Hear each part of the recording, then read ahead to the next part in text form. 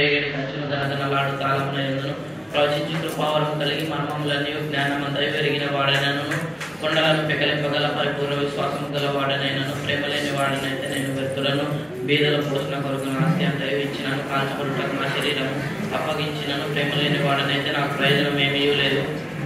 ప్రేమ దీర్ఘకాలము సహించును, దయ చూపించును, ప్రేమ మత్సరపడదు, ప్రేమ డంబముగా ప్రవర్తింపదు, అది ఉప్పొంగదు, అమర్యాదగా నడవదు, స్వప్రయోజనమును విచారించుకునదు, త్వరగా కోపపడదు, అపకారము మనసులో ఉంచుకునదు, దుర్నీతి విషయమై సంతోషపడక సత్యమునందు సంతోషించును, అన్నిటినీ తాలుకొను, అన్నిటినీ నమ్మును, అన్నిటినీ నిరీక్షించును, అన్నిటినీ ఓర్చును.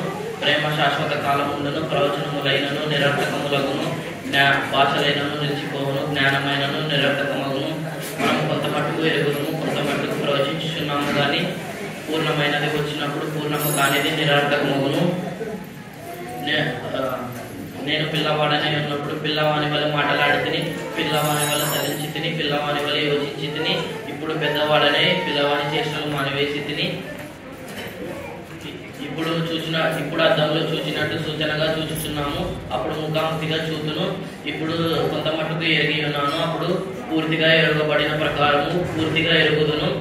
కాగా విశ్వాసము, నిరీక్షణ, ప్రేమ ఈ మూడును నిలిచును. వీటిలో శ్రేష్టమైనది ప్రేమయే.